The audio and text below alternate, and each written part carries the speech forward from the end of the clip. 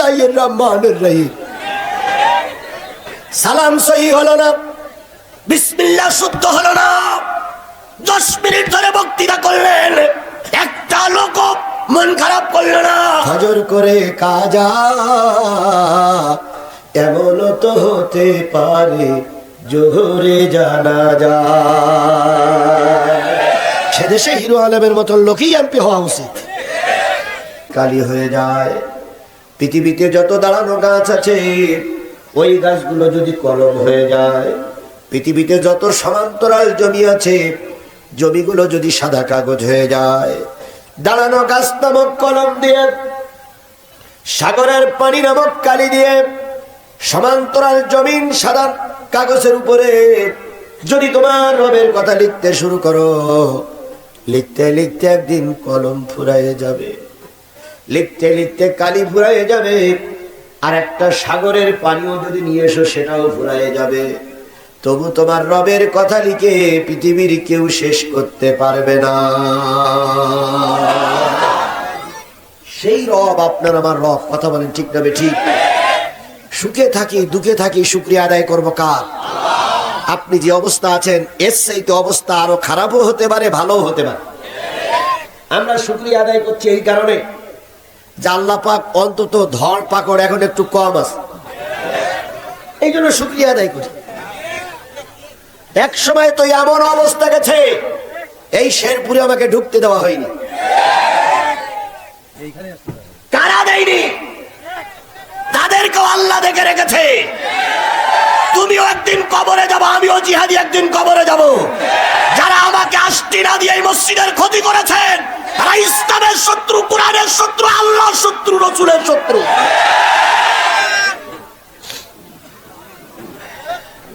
সুতরাং তার থেকে তো আল্লাহ ভালো রেখেছে। আগে হয়নি, এখন হচ্ছে, আলহামদুলিল্লাহ। আপনি এখানে বসে আছেন, হাসপাতালে যেয়ে দেখেন কত লোক বেডে শুয়ে কাটাচ্ছে। আলহামদুলিল্লাহ, আল্লাহ আমাকে হাসপাতালে নিয়ে যান না। কথা বলেন ঠিক না ঠিক?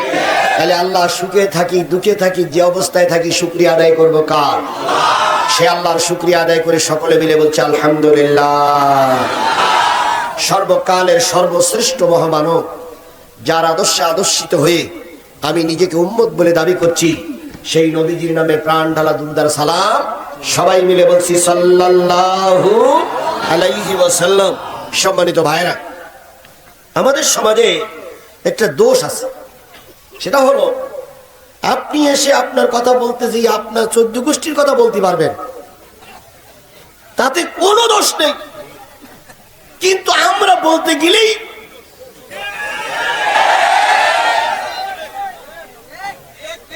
আপনাকে বুঝতে হবে এটা জামাত ইসলামের সমাবেশ নয়। আপনাকে বুঝতে হবে এটা বিএনপির সমাবেশ নয়। আপনাকে বুঝতে হবে এটা আওয়ামী লীগের সমাবেশ নয়। আপনাকে বুঝতে হবে এটা কোরআনের সমাবেশ। আপনাকে সেভাবেই কথা বলতে হবে। কথাকে বোঝাতে পেরেছি? তাহলে এটা তাফসিরুল কোরআন মাহফিল। কথা বলেন ঠিক না ঠিক? তাফসিরুল কোরআন মাহফিলে কোরআন থেকে তাফসির হোক, এটাকে আপনারা সবাই চান? সবাই চান? সবাই চান? আল্লাহ আমাদের কোরআন থেকে কথা বলার তৌফিক দান করুন। এবার আসুন, যদি আপনি কোরআন থেকে কথা বলতে চান তাহলে এই মাহফিলে 5টা বিষয়কে খেয়াল করতে হবে। কয়টা বিষয়? আল্লাহ রাসূল বলেছেন আদ-দীনু নাসিহাতুন সালাসা কুল্লা লিমান ক্বালা লিল্লাহ ওয়া লিকিতাবিহি ওয়া লিরাসূলিহি ওয়া লিআইম্মাল মুসলিমিনা ওয়া আম্মাতিহিম। দ্বীনের নসিহত যদি করতে চাও, কোরআনের কথা যদি বলতে চাও, রাসূলের হাদিস যদি মানুষকে শুনতে চাও, তোমার কথার ভিতরে 5টা কথা থাকবে। কয়টা? ক্বালা লিল্লাহ, প্রথম কথা হবে আল্লাহ। এটা দ্বীনের মাহফিল, প্রথম কথা হবে কার? কোন পার্টির লিডারের কথা এখানে হবে না। প্রথম কথা হবে আমার আল্লাহ। মুসলমানদের দেশে পার্টির নেতার পক্ষে কথা বলতে বলতে 45টা মিনিট পার হয়ে যায়, একটা বারের জন্য মুখ দিয়ে আল্লাহর নাম উচ্চারণ হয় না। আল্লাহর এই জমিনে তোমার থাকার কোনো অধিকার নয়। নেতার কথা বলতে বলতে বাপ দাদার 14 গোষ্ঠীর নাম ভুলেই যায়। তারপর কেউ কেউ বলে উমুক আমারে খাওয়ায়। শিরক, শিরক। খাওয়ায় কে? বাঁচায় কে? এটা বুঝতে হবে। তাহলে প্রথম কথা হবে কার? 2 নম্বর কথা হবে রসুলের। আমরা আল্লাহর কথা বলেছি, আল্লাহর প্রশংসা করেছি, রসুলের নামে দুরূদ পড়েছি, কথা বলেন ঠিক না বেঠিক? 3 নম্বর যদি না দ্বীনের নসিহত হয়, এটা দ্বীনি জলসা হয়, এটা যদি কোরআনের মাহফিল হয়, 3 নম্বর কথা হবে আল্লাহর কোরআন থেকে। তাহলে পয়লা কথা হবে কার? 2 নম্বর কথা হবে রসুলের, 3 নম্বর কথা হবে কিতাবের। 4 নম্বর আইম্মাল মুসলিমিন আম্মাতিহিম, এই মাহফিল থেকে সাধারণ মুসলমানদের কিছু উপকারে আসে, কিছু উপকার নিয়ে জনগণের বাড়ি যেতে পারে, এ ধরনের কথা বক্তার মুখ থেকে আসা লাগবে, যদি সেটা কোরআনের মাহফিল হয়ে থাকে। 5 নম্বর ওয়াম্মাতিহিম, মুসলিম নেতৃত্ব কিভাবে চলবে, মুসলমানরা কিভাবে দেশ পরিচালনা করবে, মুসলমানরা কিভাবে আল্লাহর কোরআনের আইন বাস্তবায়ন করবে, 5 নম্বর পয়েন্ট এটাও আলোচনা হওয়া লাগবে। তাহলে কয়টা বিষয় আলোচনা হওয়া লাগবে? প্রথম কার কথা? 2 নম্বর রসুলের কথা, 3 নম্বর কার কথা? কোরআনের কথা। আমি কোরআনের সূরা আন-নিসার একটা মাত্র আয়াত তেলাওয়াত করেছি, ওই আয়াতটার পরে ভিত্তি করে মূলত কথা হবে। আপনারা কি আমার কথাগুলো শুনতে সবাই রাজি আছেন? সবাই রাজি আছেন? যারা যারা রাজি নেই তারা একটু হাত তোলেন।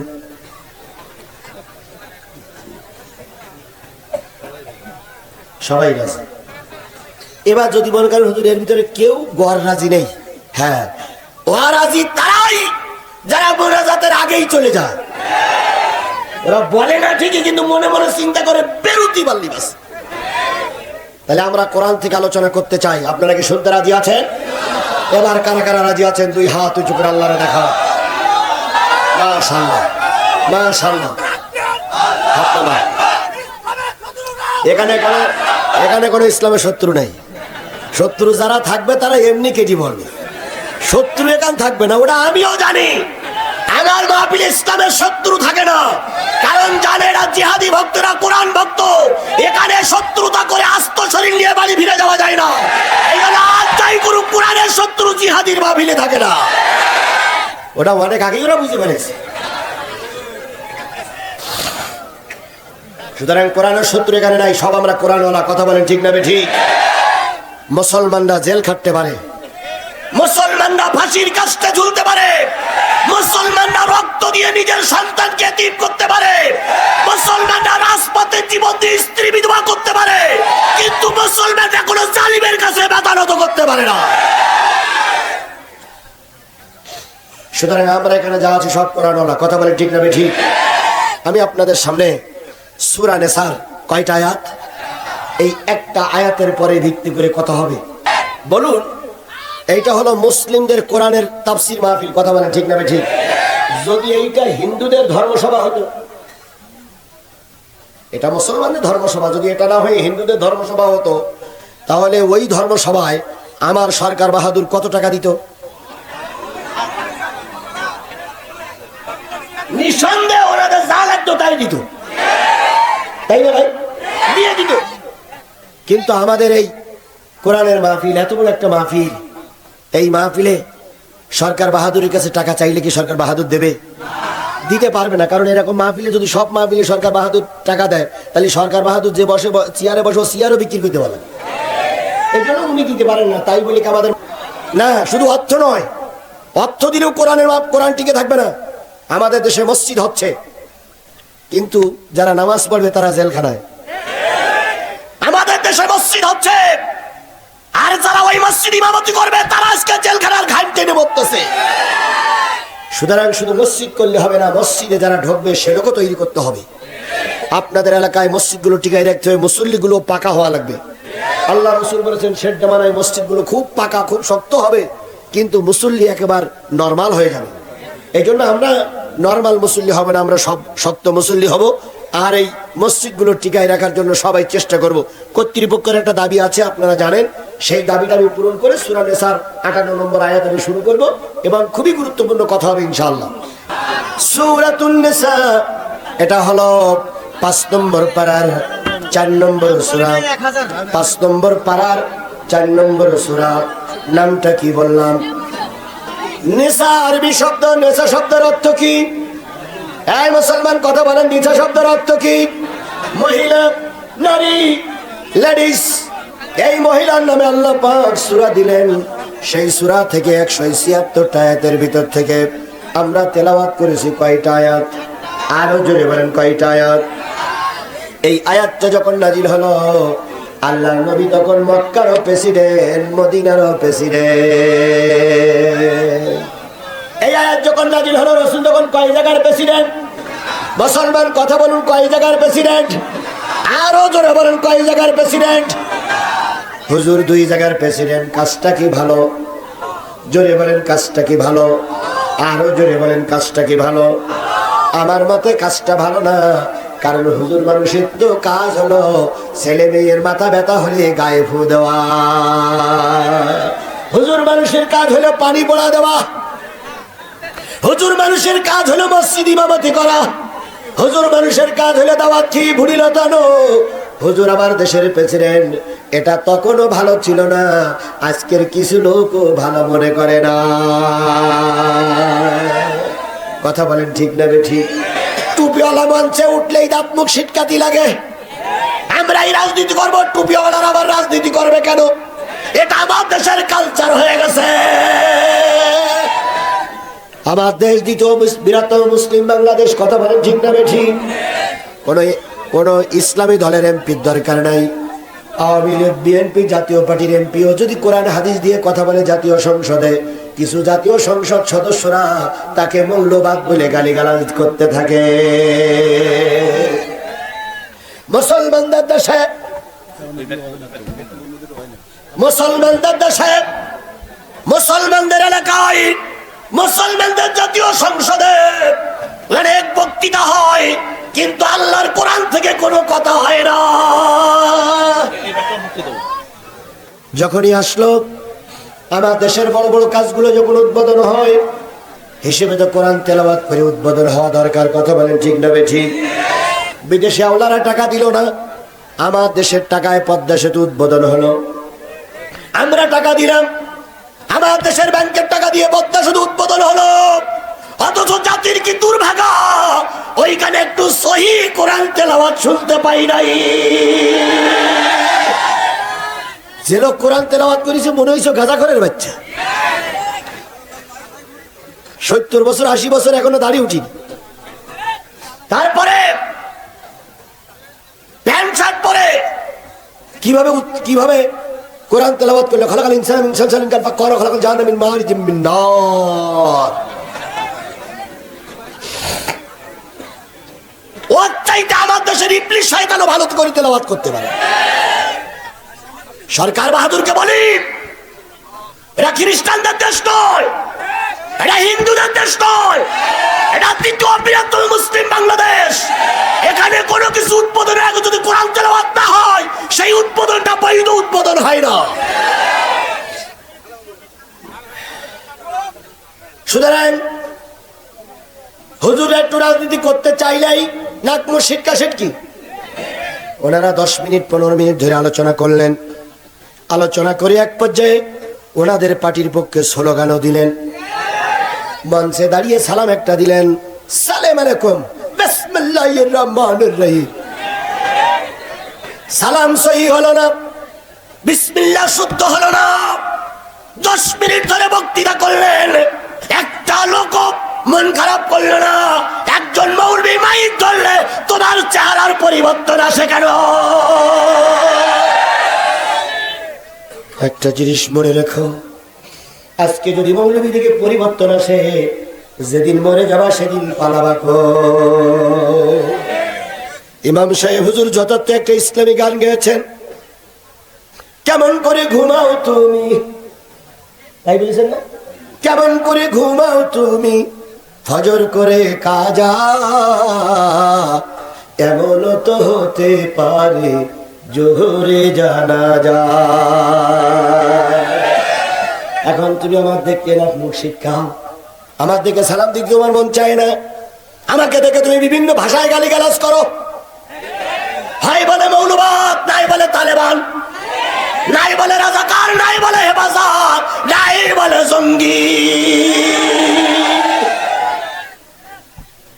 আল্লাহর কসম, হুজুররা জঙ্গি নয়, হুজুররা মৌলবাদ।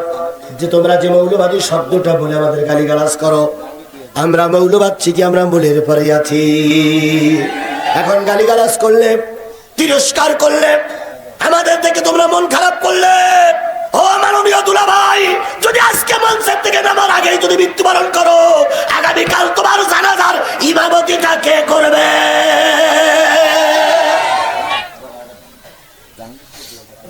সেখানে তো কোনো ডিসিএসপি ইমামতি করতে আসবে, ওসি সাহেব ইমামতি করতে আসবে না। নিশ্চয় এরকম একটা মৌলবাদ, এরকম একটা তালেবান, এরকম একটা আল কায়দা, এরকম একটা জঙ্গিবাদ, এরকম একটা ধর্মভীরু, এরকম একটা জিহাদি লোকরে দিয়ে ইমামতি করা লাগবে। আজকে আমাদের থেকে পালাও, সেদিন পালাবা কই? তাহলে যে জিনিসটা বোঝাতে চাচ্ছিলাম, আল্লাহ রসুল, এই আয়াতটা যখন নাজিল হলো, আল্লাহ রসুল তখন মক্কারও প্রেসিডেন্ট, মদিনারও প্রেসিডেন্ট। আয়াতটা নাজিল হলো অষ্টম হিজরির পবিত্র রমজান মাসে। কত হিজরি? কোন মাসে? রমজান মাসে, রোজার মাসে। দিন কায়েমের জন্য দুইটা যুদ্ধ করতে হয়েছে মুসলমানদের। একটা যুদ্ধ হলো বদরের যুদ্ধ। কতই রমজান? 17ই রমজান। বদরের যুদ্ধে মুসলমানদের সংখ্যা ছিল 313, কাফেরদের সংখ্যা ছিল 1000। ওই যুদ্ধে মুসলমানেরা না খেয়ে যুদ্ধের ভিতরে যে কাফেরদের মোকাবেলা করে আল্লাহর কোরআনকে উদ্দিন করেছিল। কথা বলেন ঠিক না বেঠিক? তাহলে রমজান মাসে যুদ্ধ হলো কয়টা? 2টা। তাহলে রোজার মাস হলো যুদ্ধের মাস। আর আমরা প্রায় বলি যা করবো রোজার পরেই করব। আরে বাবা, রোজার পরে কেন? রোজাই তো ইমানদারের জন্য সবচেয়ে আগের জিনিস। আন্দোলন করবো রোজার মাসে। কেউ বলে রোজার পরে, ঈদের পরে, কুরবানির পরে, এর পরে, তারপরে। তোমার আন্দোলনের মুরুদ নেই।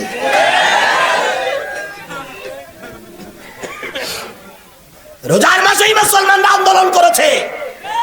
না খেয়ে ইমানদার মুসলমানেরা রাস্তায় নামে। আর ওরা খেয়ে দিয়ে এর পরে, ওর পরে, এই দিনই পরে, সেই দিনই করে। এদিকে মারতে মারতে মারতে মারতে শেষ করতে করতে সব শেষ হয়ে যায়। এর পরে, ওর পরে করতে করতে শেষ করতে তোমার বউও থাকবে না।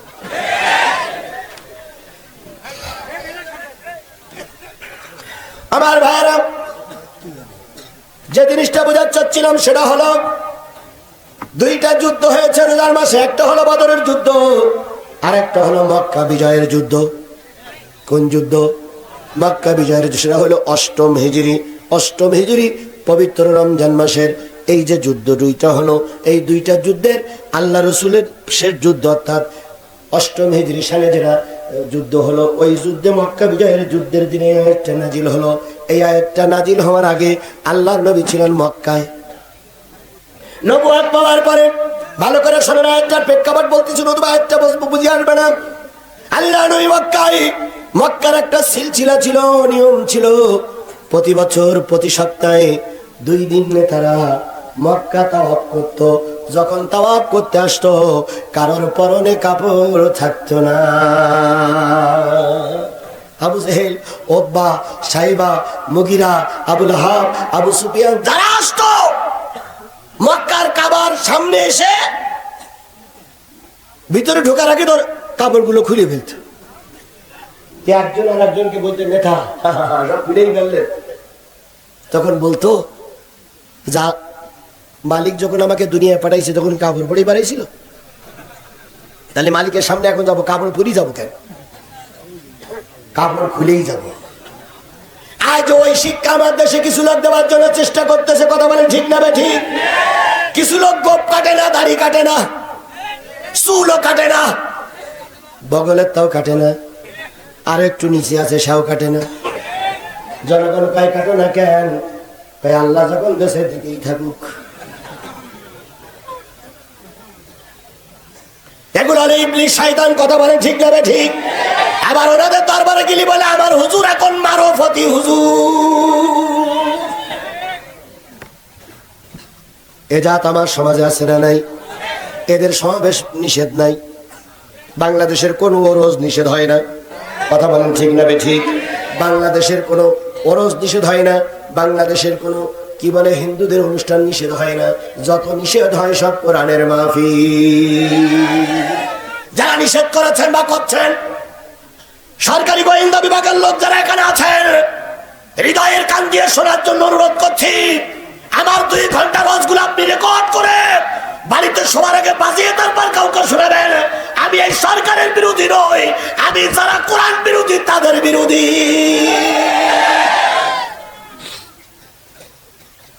আপনাদের এলাকায় কয়েকদিন আগে ভোট হয়ে গেল, শুনলাম নাকি হিরো আলম পাশ করিস। প্রথম ঘোষণাও হলো হিরো আলম পাশ করিস।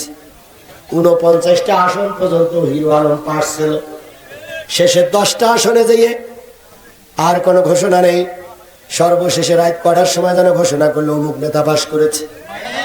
800 কত ভোটে হিরো আলম ফেল করেছে। এক সময় আমাদের ঝিনাইদা এক নেতারা ভোটে দাঁড়াইছিল, জনগণ ভোট ঠিক মতন দিতে পারে না বলে এক হিজলারে পাশ করাইছিল, যে তোর গার পাশ করাবে না, হিজলা চেয়ারম্যান হোক। বগুড়ার মানুষের ধন্যবাদ, সুষ্ঠু নির্বাচন দিয়ে ভালো লোক নির্বাচিত করা যায় না। এই জন্য আমাদের এই পাগলেরা এখন হিরো আলমের মতন লোকের এই নির্বাচন করছে, কারণ হিরো আলমের মতন লোক নির্বাচন করে বোঝা যাচ্ছে তোমরা চুরির দলের লোক, ডাকাতির দলের লোক, তোমাদের এমপি গুলো হিরো আলমের মতন লোকই হওয়া উচিত।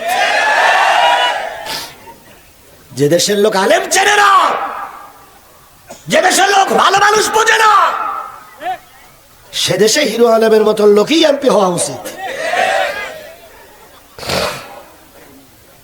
আমরা দেখেছি বাংলাদেশের যতগুলো এমপি মন্ত্রী, যতগুলো মন্ত্রী হয়েছে, সব মন্ত্রীর নামে লাল কালো দাগ আছে।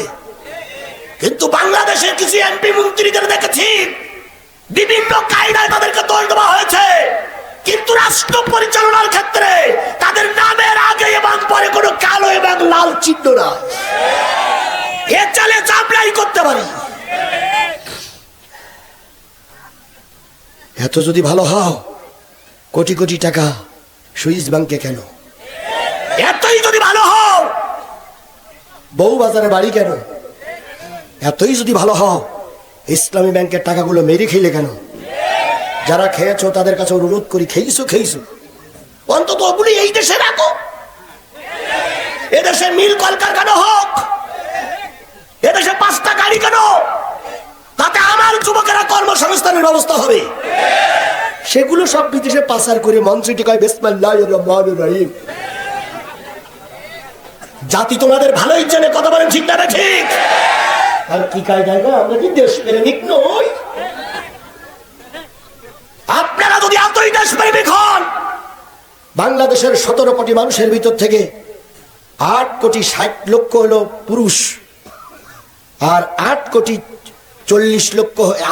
60 লক্ষ হলো নারী, আর 8 কোটি 40 লক্ষ হলো পুরুষ। আমার দেশে যুবকেরা আমার দেশের যুবতীদের বিয়ে করে। আপনারা এতই দেশ প্রেমিক, আপনারা এতই দেশের কথা বলেন, তাহলে আপনাদের ছেলেদের সঙ্গে খ্রিস্টানদের মেয়ের বিয়ে দিতে হয় কেন? আপনাদের মুখে কথা অন্তত সাজে না, কথা বলে, ঠিক না ঠিক? আর এই কথাগুলো বললে জিহাদি রাজনীতি করে, জিহাদি রাজনীতি করে। আমি রাজনীতি করবো কেন? রাজনীতি তারাই করুক যারা হিরো আলমের ভোটটা সিনাই নিয়ে রাতারাতি মাতবার হয়ে গেছে, ওরাই রাজনীতি করে।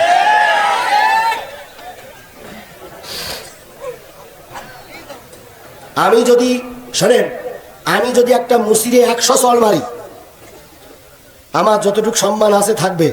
মুসি যদি একটা মারে, সব শেষ। হিরো আলমের মতন লোকের সঙ্গে তোমরা টক্কর দিয়ে রাতারাতি চুরি করে নেতা হয়ে গেলে জেনে নিও তোমাদের সব প্রায় শেষ। কোনো কিচ্ছু নাই, তোমরা সমাজের সবচেয়ে জঘন্য ব্যক্তি। আর আমাদের বলে রাজনীতি করা যাবে না। আমরা রাজনীতি করবো কেন? কানে কানে শুধু কয় রাজনীতি করবেন না, রাজনীতি করবেন না, রাজনীতি করবেন। হিরো আলমই করুক, হ্যাঁ হিরো আলমের রাজনীতি করা বৈধ। আমার ভাইয়েরা, রমজান মাসে কয়টা যুদ্ধ হলো? এই আয়াতটা নাযিল হওয়ার আগে আল্লাহর নবী ছিলেন মক্কায়। সমস্ত নেতারা সপ্তাহে কয়েকদিন কাবার ভিতরে ঢুকতো? 2 দিন।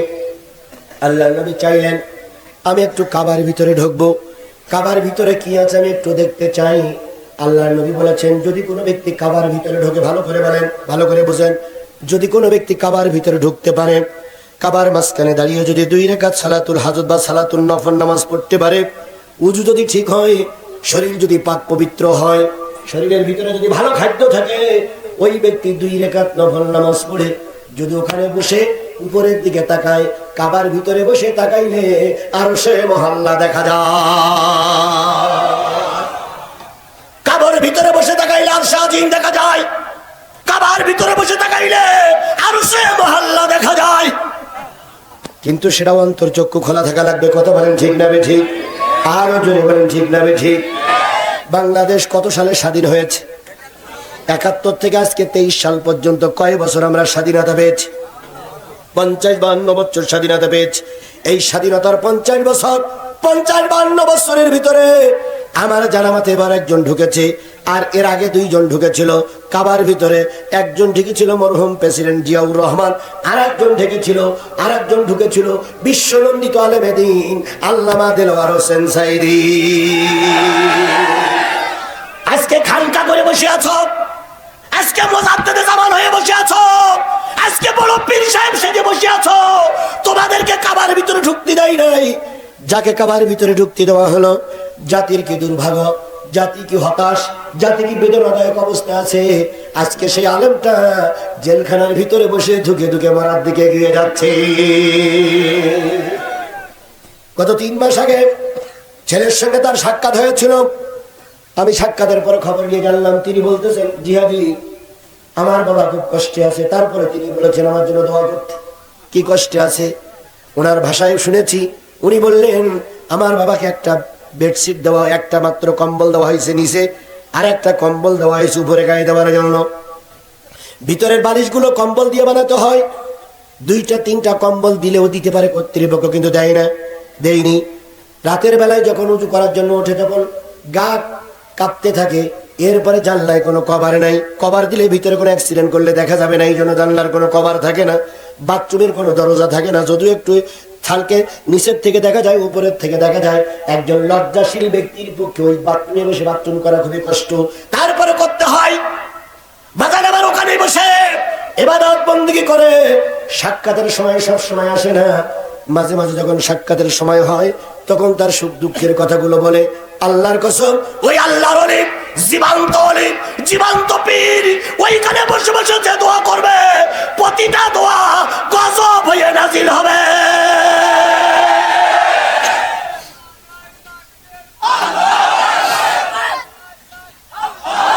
যাদের হৃদয় আছে আল্লাহর ভয়, তারা কভু পথ ভুলে যায় না। যাদের হৃদয় আছে আল্লাহর ভয়, তারা কভু পথ ভুলে যায় না।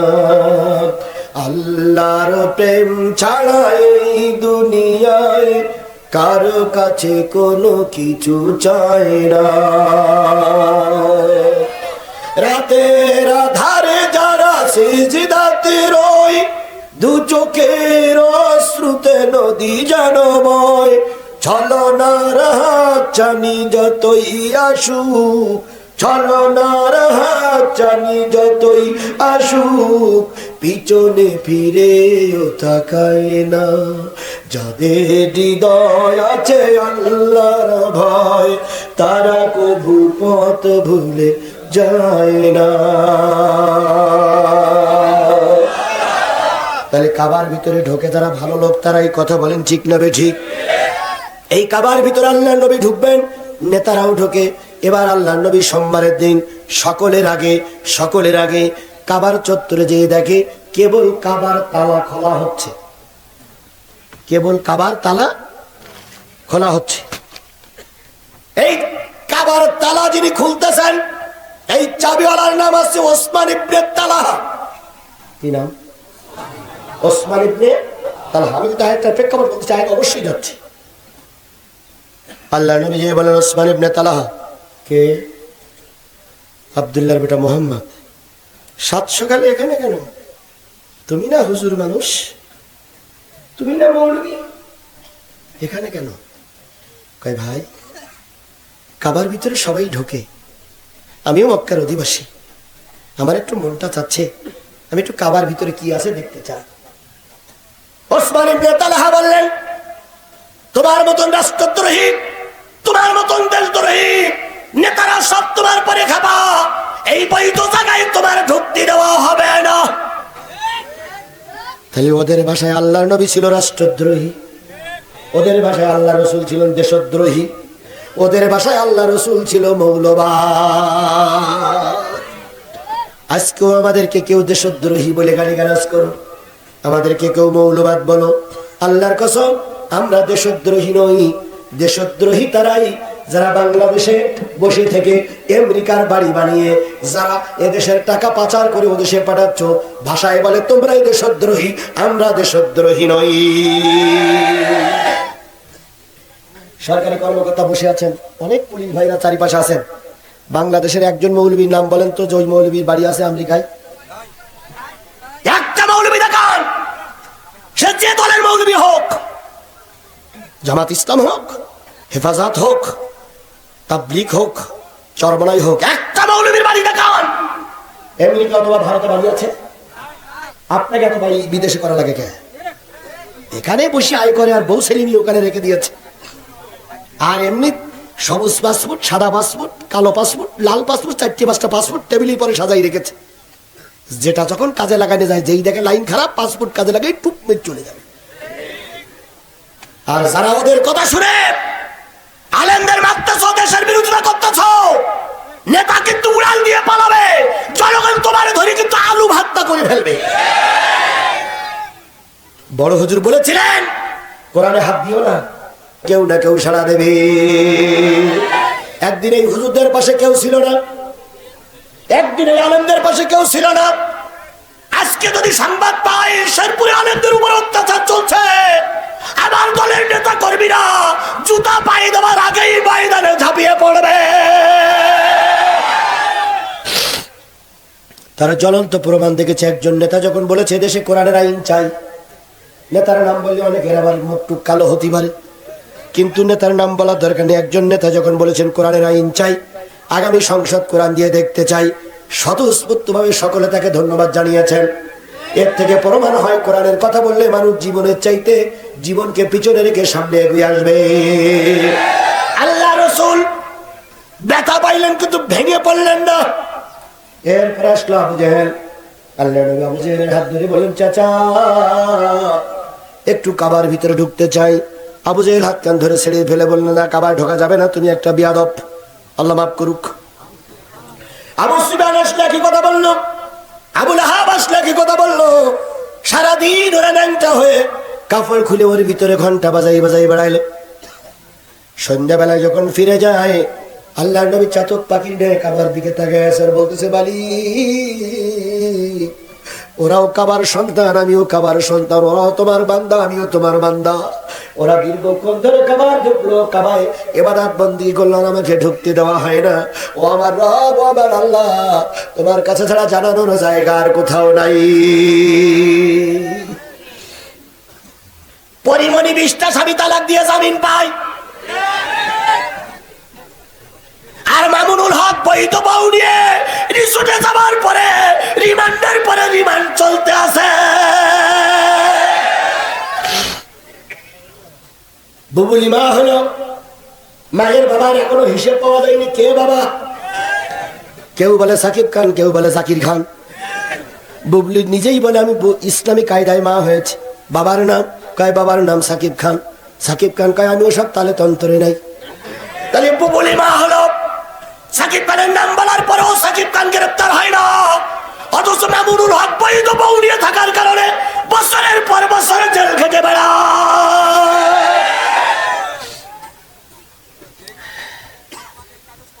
এটা আমাদের দেশ, কথা বলেন ঠিক না ঠিক? তাসলিমা নাসরিন কোরআনের বিরুদ্ধে কথা বলে, ইসলামের বিরুদ্ধে কথা বলে জুতোর বাড়ি খেয়ে ভারতে বসে আছে।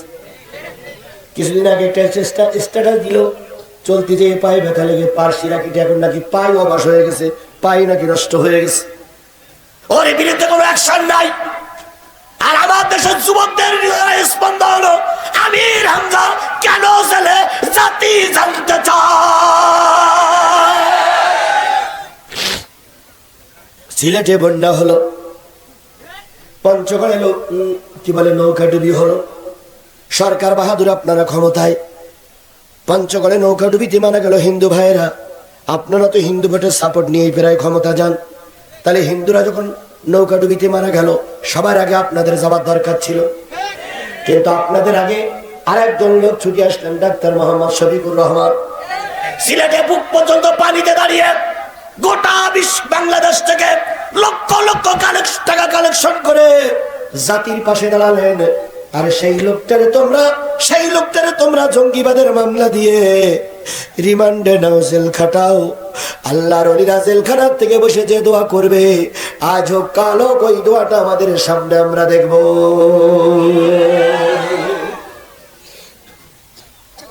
আমাদের পাগল বুঝাও, মনে করে আমরা কিচ্ছু বুঝিনি, শুধু তোমাদের ছেলে মেয়ে হয়, আমাদের বিয়ে করা লাগে না, ছেলে মেয়েও হয় না। ও লাইন আমরাও জানি,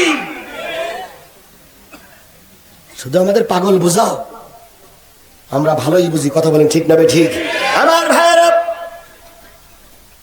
সবাই কাবার চত্বরের থেকে যখন বেরিয়ে গেল, নবী তো কোনো চাতক পাখির নাই কাবার দরজার সামনে বসে আছে। এবার সন্ধ্যা সন্ধ্যা আগত, সবাই চলে গেল। ওসমান ইবনে তালহা আবার কাবার তালাটা বন্ধ করতেছেন, চাবিটা এবার নিয়ে যখন চলে যায় ওসমান ইবনে তালহার দিকে নবী বলেন, ওসমান ইবনে তালহা, সকালবেলা দাবি করেছিলাম তখন কেউ ছিল না, এখন দাবি করতেছি এখন কেউ নাই, আমাকে একটু কাবায় ঢুকতে দাও, আমাকে একটু কাবায় ঢুকতে দাও। ওসমান ইবনে তালহা বললেন, এই পবিত্র জায়গায় তোমার মতন অপবিত্র লোক ঢুকতে পারবে না।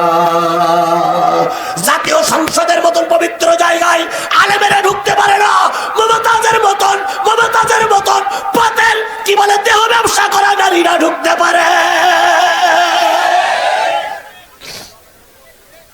আলেমেরা ঢুকতে পারে না। দেহ ব্যবসা করে নিজের শরীর দেখাইয়ে যেই মহিলাটা এত কিছু করলো, সেই মহিলা গান গায় আর তোমরা হাততালি দাও। আর এই কথাটা বলি, রাজনীতি হয়। এদেশ তোমাদের একার না, এদেশ আমাদের অধিকার আছে।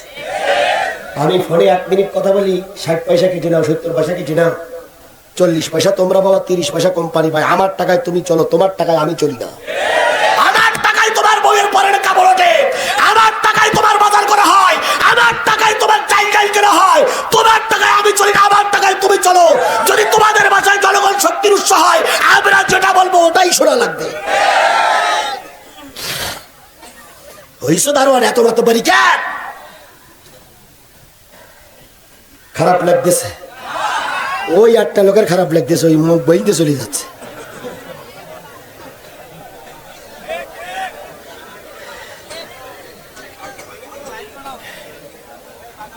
যে লোকগুলো দাঁড়াই আছেন আর বসতে বলবো না, দাঁড়াই থাকেন। আর আপনারা যারা দাঁড়িয়ে আছেন সবাই সতর্ক থাকবেন। জীবনে একবার এসেছি, একবারই যাব, কিন্তু কোনো বাতিলের কাছে মাথা নত করে বিদায় নেব না। যার যা আছে তাই নিয়ে তৈরি থাকবা মুসলমান। আল্লাহ আমাদের কবুল করুক। আরো জোরে বলেন আমিন। আমার ভাইরা, আল্লাহ নবী সাল্লাল্লাহু আলাইহি সাল্লাম যখন ওসমান ইবনে তালহা বললেন, তালহা সবাই তো চলে গেছে, এখন তুমি আর আমি ছাড়া কেউ নাই, এবার একটু চাবিটা দাও, তুমি একটু বাইরে দাঁড়াও, একটু ভিতরে দেখে আসি কি অবস্থা। ওসমান ইবনে তালহা বললেন, না, এখানে ঢোকা যাবে না। বলে গদগদ ভাব নিয়ে, ছাগলের 3 নম্বর বাচ্চার মতন ভাব নিয়ে যখন চলে যাচ্ছিল, ছাগলের 3 নম্বর বাচ্চা বোঝেন 1 নম্বর 2 নম্বর বাচ্চারা তো একটু আচরণ ভালো করে, আর 3 নম্বর বাচ্চাদের আচরণ দেখলি আসমান ভেঙে পড়ে। ছাগলের সাধারণত বাচ্চা হয় কয়টা? 2টা। কোনো ঘটনা করবে যে 3টা বাচ্চা হয়। আর যদি মা ছাগল মাঠের থেকে যদি বাড়ি আসে, তখন দেখবেন 2টো বাচ্চা 2 বার ধরে। আর ওই 3 নম্বর যেটা, সেটা এদিক ঢুস মারে, ওদিক ঢুস মারে, ওদিক ঢুস মারে, এদিক ঢুস মারে, সে কোনো বাটই পায় না, শুধু ঢুস মেরে চলে। আমাদের সমাজে কিছু ছাগলের 3 নম্বর বাচ্চা আছে, এরা এদালেও চান্স পায় না, ওদালেও চান্স পায় না।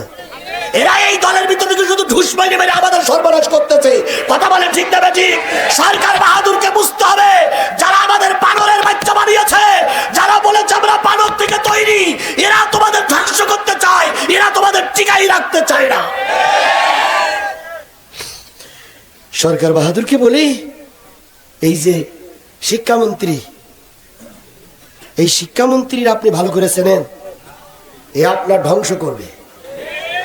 কি কয় দেখো, আমরা নাকি আগে বানর ছিলাম, লেজ ঘষ্টি ঘষ্টি ঘষ্টি ঘষ্টি ঘষ্টি করে পট্টি পট্টি মেরুদণ্ড সোজা করে আমরা এখন মানুষ হয়ে গেছি। অথচ কোরআন বলেছে আমরা সবাই কোথা থেকে এসেছি? আদম থেকে এসেছি। আদম ছিল কোথায়? জান্নাতে। মা হাওয়াকে দিয়ে আল্লাহ পাক আদমকে দিয়ে দুনিয়ায় পাঠালেন। আমরা সব মানুষ, শুধু মুসলমান না, পৃথিবীর সব মানুষ আদমের জাত। তাহলে আদমের বাড়ি ছিল কোথায়? এই কথা বলেন, আদমের বাড়ি ছিল কোথায়? তাহলে আমাদের মূল বাড়ি আল্লাহর জান্নাতে।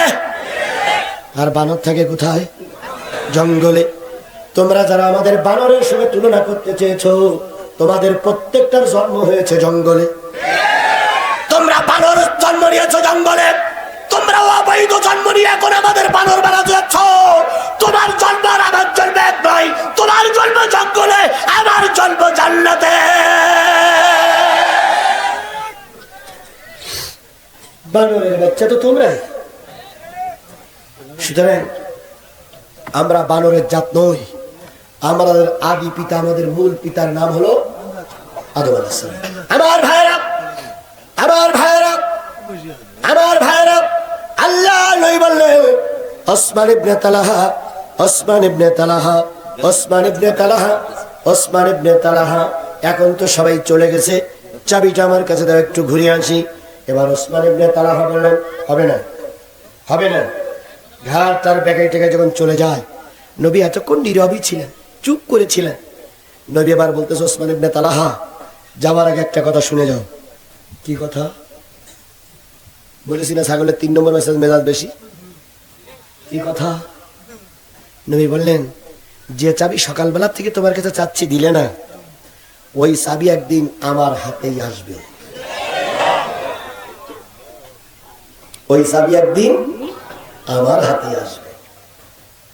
ওসমান ইবনে তালহা তখন একটু মুখ ফিরিয়ে বললেন, চাবি যখন আপনার হাতে যাবে, তখন এই যে লাইন দিয়ে সব বড় বড় লিডাররা যাচ্ছে, এরা কি একটাও বেঁচে থাকবে না? সবাই কি মারা যাবে? নবীজি বললেন, না, কিছু কিছু চলে যাবে আর কিছু কিছু থাকবে। আমি কই তুমিও থাকবো। তারপরও চাবি, হ্যাঁ তারপরও চাবি আমি নবী আমার হাতে আসবে। ওসমান ইবনে তালহা বললেন, যদি আমি বেঁচে থাকি দেখা যাবে। নবীজি বললেন, তুমি সাদা কাগজে লিখে রাখো, এই মক্কার চাবি একদিন আমি নবী আমার হাতে আসবে। সুবহানাল্লাহ বলে।